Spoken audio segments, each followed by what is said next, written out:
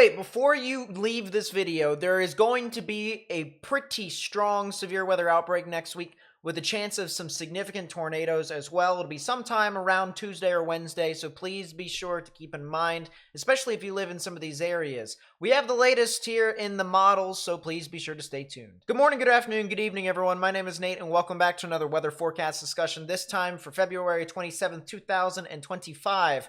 Go straight into it here. We have our convective outlook for severe weather here. This is for Thursday. This is today. You can see there is a little bit of severe weather that is possible over here across portions of the Ohio River Valley. Tomorrow here on Friday, there's not really a whole lot that's there. Saturday, really not a whole lot there as well. Sunday, the predictability is too low, but there could potentially be a small area of severe weather somewhere over here in the northern Texas panhandle, maybe even portions of western Oklahoma as well.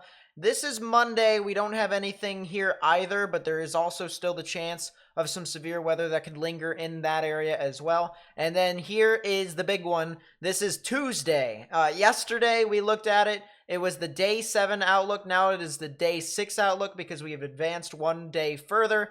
And it was a 15% for a very small area over here in portions of Louisiana, Texas, Arkansas, and Mississippi. It has now been upgraded, and it has been a very long time since we have had a risk like this. I believe there's only 7 or 8 times into which we have had a 30% chance of severe weather to be issued for the day 6 outlook. This has been a thing since the early 2010s, and so therefore the fact that we haven't had this many outlooks that have looked kind of like this in anywhere in the United States kind of tells us that we are in for a pretty substantial severe weather day here. This would be on Tuesday, March 4th, and then Wednesday, heading into it, the lingering effects of this event will head further into the mid-Atlantic and the southeast, and so therefore folks over there may continue to see some activity.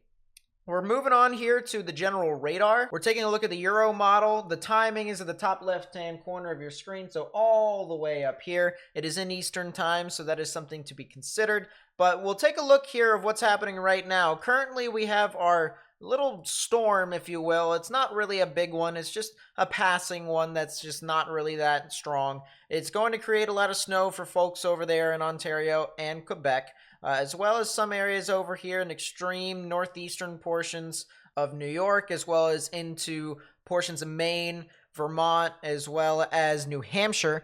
And this will kind of move on through and continue to just meander around with a lot of wind, a little bit of some cold temperatures as well before our next system, an Alberta Clipper system, is going to try and parallel the border of Canada and the United States. A lot of snow is expected with that. Not really a whole lot of severe weather and wind. And then we've got a lot of cold air that's going to be coming in behind that. We'll take a look at that a little bit more in depth a little bit later. Here's some little bit of some storms that could potentially try to pop in and around into portions of Oklahoma and Texas. That'll continue to meander about. Our next system's starting to move on through into California and Nevada, and this one's going to be the one that's going to try and create a lot of our significant severe weather.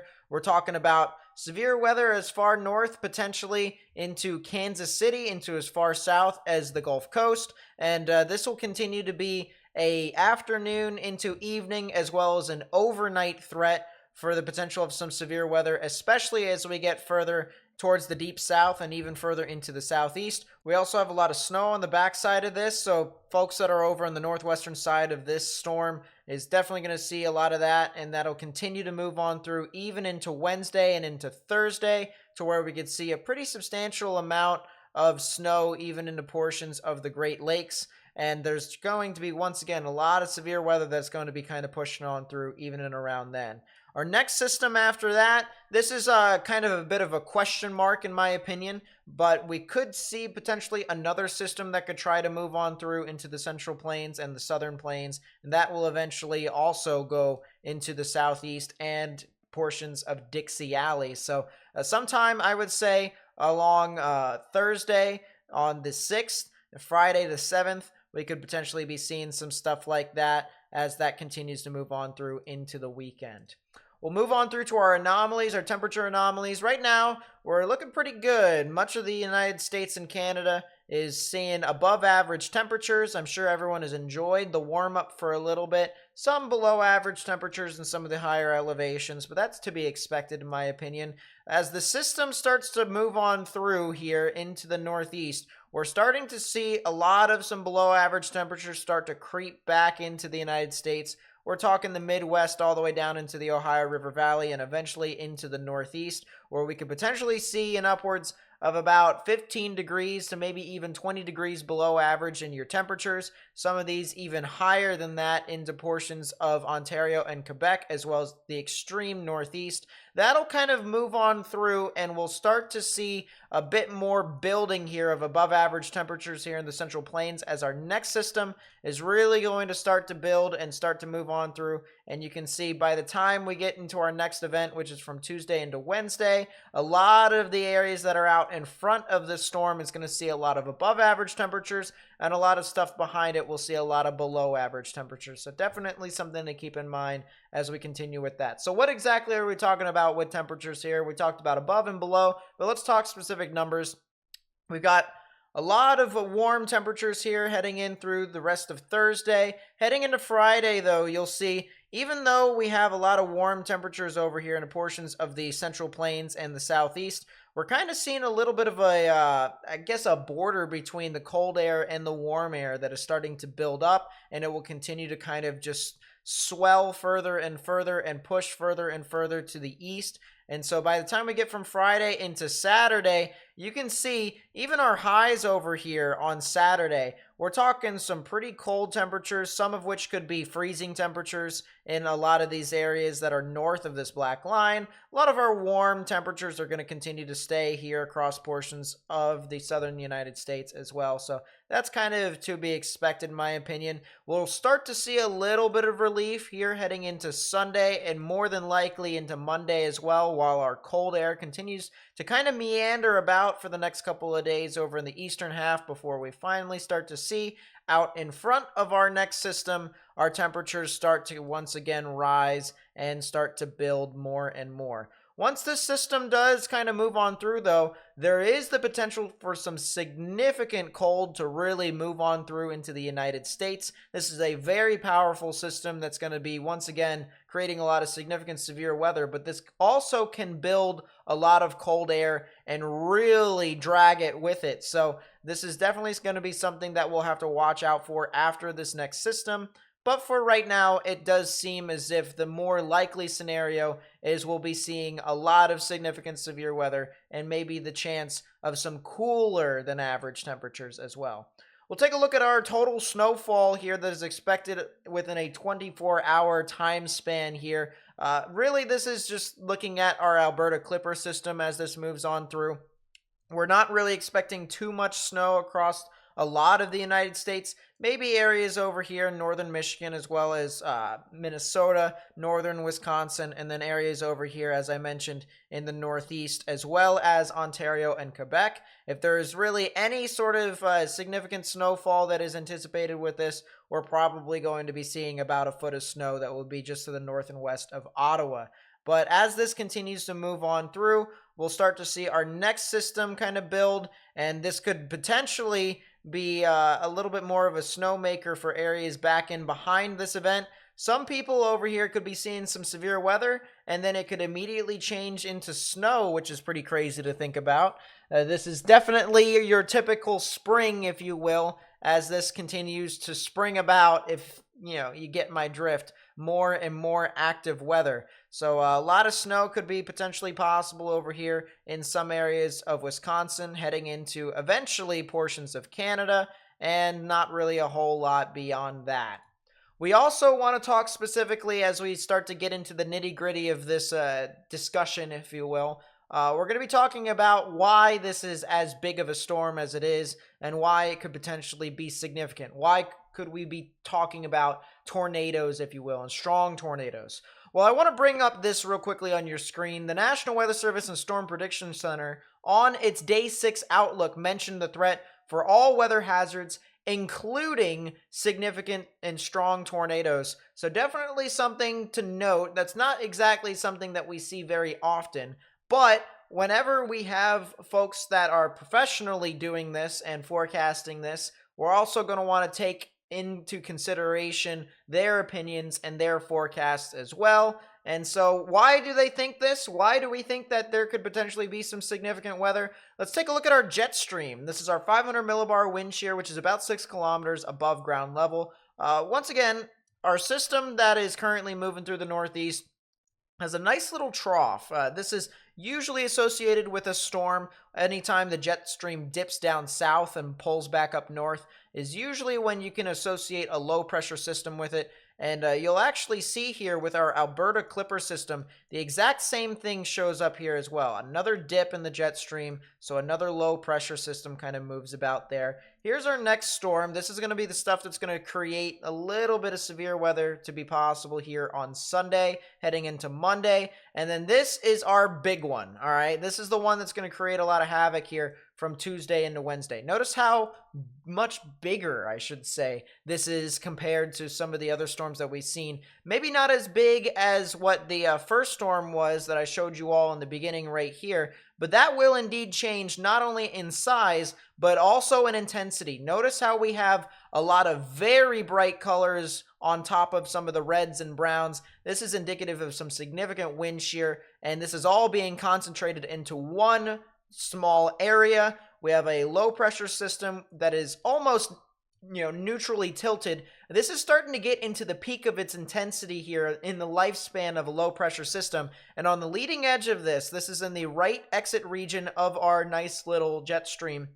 This is where we could potentially see, once again, some significant severe weather that is possible, especially if you get closer and closer to more of the significant shear. That would be into areas, once again, of Dixie Alley, where that 30% risk was issued. So definitely something to make a note of that. I also want to show you guys our 850 millibar wind shear, which is a little bit below the jet stream. It's about 1 kilometer above ground level. And this is where we typically look at our low level jet. This is where winds can really amplify an environment and kind of take over.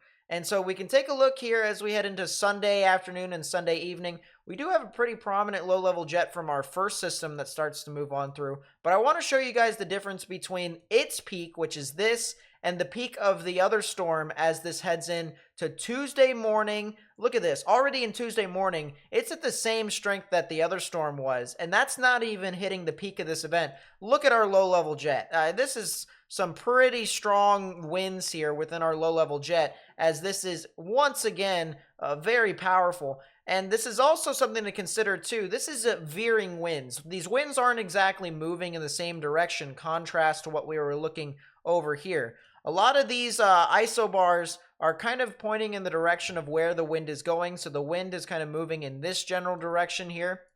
Our low-level jet, however, is kind of coming in a different direction, almost due south, maybe a little bit more south-southwest, coming from the south-southwest, but it is winds that are veering, and that is not a great sign for the potential of the lack thereof severe weather. It's actually the opposite. It means that if there is severe weather here, and there is going to be severe weather, it could potentially be powerful, it could be strong, and once again, could be accompanied by quite a few tornadoes. So definitely something to note, especially as this continues to increase and uptrend as you get into the overnight hours. That'll continue to just, stay over the area as the low pressure system continues to intensify and almost kind of bomb out in a way. And that'll just be what she roads with that. I mean, I don't know what else to say besides this is going to be a very powerful storm, and we only got into the wind shear aspect of it. Let's take a look at the moisture aspect of it here. I mentioned on Sunday afternoon to Sunday evening there is the potential for some severe weather that is possible. Right in here, there is the potential for some of it, but the dew points, the moisture is relatively low. We typically want our dew points to be in upwards of about 60 degrees, and it is definitely below that into a lot of these areas here. So I'm not expecting too much with that. Monday afternoon into Monday evening, it does get a little bit better. I do think there probably will be some severe weather that is going to be situated right along this dry line. This is basically where dry air and moist air kind of combine. It's almost two distinct air masses. We have our Gulf moisture that is going to be heading into the open warm sector, and then we have our very dry air that's coming from the desert and portions of Mexico that is just going to kind of create this weird little boundary. And so as this continues to move on through, you'll continue to see this dry line continues to set up for quite some time. Heading into Tuesday afternoon, this is definitely a strong sign for some severe weather, though the dew points are not exactly up to 60, they are near 60,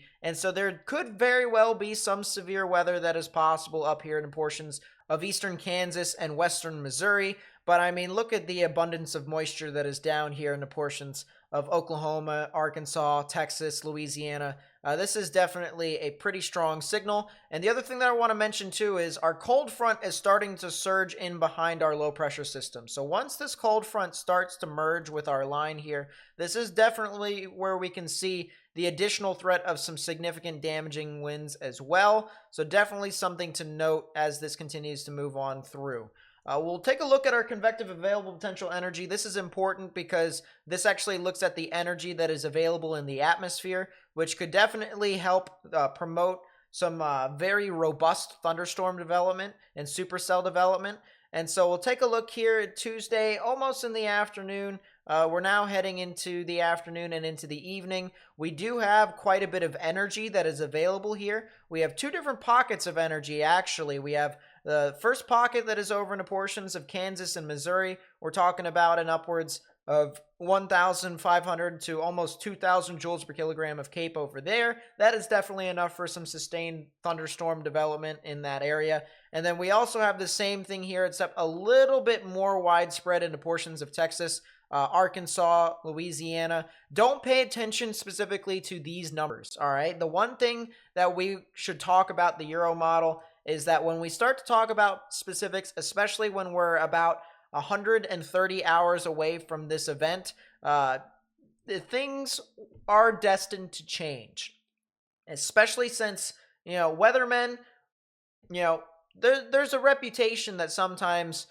maybe almost all the time, we're not exactly right, we're not exactly wrong, we're somewhere in that gray area, and the models are very much so not an exception. The models do indeed change, but right now the general trend has been the models are supporting a general environment for severe weather. The numbers have fluctuated, but it has not fluctuated out of this general level. And so when we see that, we start to see the signs. We definitely want to make sure that people ahead of time know what could potentially be going on. So definitely something that I think people should watch out for.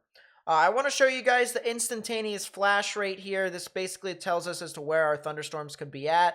Heading into Sunday, there is the potential for some severe weather over here, as I mentioned, in the Texas Panhandle heading into Oklahoma. I don't expect too much from that. Probably some downbursts and maybe some spotty hail. Heading into Monday, however, this is definitely going to be something interesting because the storms that form or could potentially form over here in Texas will eventually move on through and become a part of the event here into Tuesday. And as this becomes a little bit more widespread, you can start to see our event become pretty active. A lot of lightning in a lot of these areas here of these reds, pinks, and even whites. And we even have, once again, some severe weather that could potentially be possible across portions of Kansas and Missouri as well. So definitely something to watch out for on a widespread level. And this line will continue to march its way further and further east, especially as we get over into portions of Dixie Alley and portions of the southeast as we get into areas over here, the Carolinas, Georgia, and eventually into portions of northern Florida. So definitely something to watch out for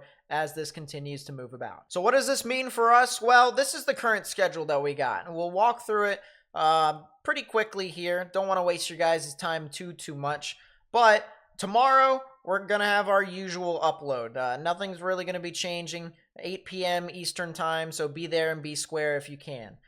Saturday and Sunday, however, this is going to be a little bit different. We're going to have uploads here at around 11 a.m. Eastern, 10 a.m. Central, so definitely a little bit of a change. We'll let you guys once again see this in tomorrow's episode, tomorrow's weather briefing as well. And then Monday, we're probably going to have a live stream. It'll be sometime in the evening. It'll be going over everything that we've been talking about in these videos, as well as some final changes and questions, as well as some forecasts for some of you who might be concerned about specific areas.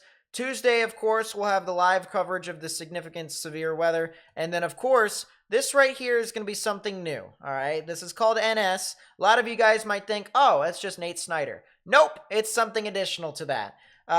This is called Night Shift. We're going to be introducing something called Night Shift, which means there's a good chance that we will also be live streaming well into the night, very much so into the night, and we could be streaming all the way into the morning as well. There's a possibility that we might have 2 different live streams. We'll have to see, but we'll add in, as I said, the Night Shift. We'll see if that is potentially possible here as well. And then, of course, Wednesday, it's too difficult for me to be able to say as to when the stream could happen or if there is a stream that is going to happen. We're still very far out in advance, and a lot of things can change in between now and then, but there is definitely the chance for a stream there on Wednesday as well. So hopefully you guys enjoyed the video. Thank you guys so much for watching. If you did enjoy it, please be sure to leave a like, subscribe if you're new, turn on notifications. Please share this with people that you may know. There's going to be, once again, a significant severe weather event that is going to occur next week with the potential of some strong tornadoes. So please be sure to let people know that this stuff is going to be happening, as this is the beginning of spring, and we could once again see what spring has sprung about with these significant storms. I will catch you guys tomorrow. Everyone, please stay safe, and I will see you guys next time. Peace out.